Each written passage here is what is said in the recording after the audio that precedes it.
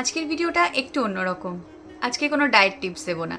আজকের ভিডিওটা তাদের জন্য যারা ডায়েটের মাঝপথেই মোটিভেশন হারিয়ে ফেলছেন, বা হয়তো ডায়েট স্টার্ট করবেন ভেবেও স্টার্ট করে উঠতে পারছেন না। একদম ট্র্যাকে থাকার জন্য প্রথম যেটা প্রয়োজন সেটা হচ্ছে আপনার ডায়েটিশিয়ানের সাথে কানেক্টেড থাকা। কোনো চ্যালেঞ্জ হলে সেটা আপনার ডায়েটিশিয়ানকে জানান। সেকেন্ডটা হচ্ছে এই মিরর টেকনিক।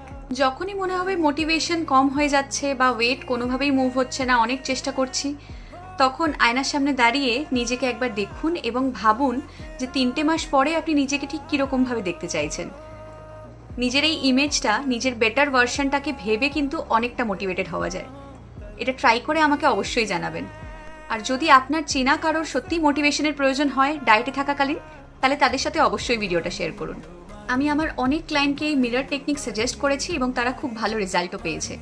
ডায়েটের মধ্যে থাকাকালীন হতেই পারে যে কখনো হয়তো কোনো সপ্তাহে ওয়েট একটু কম কমলো, তাতে ভেঙে পড়ার কোনো কারণ নেই। মোটিভেশন হারিয়ে গেলে আয়নার সামনে দাঁড়িয়ে নিজেকে একটু অ্যাপ্রিসিয়েট করুন।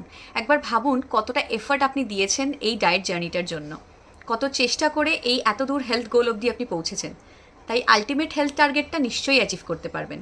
আপনিই একমাত্র পারবেন। মিরর টেকনিক সম্বন্ধে আরও জানতে আমাকে মেসেজ করুন মিরর লিখে। আর ভিডিওটি ভালো লাগলে কমেন্ট, লাইক আর শেয়ার করতে ভুলবেন না। Thank you.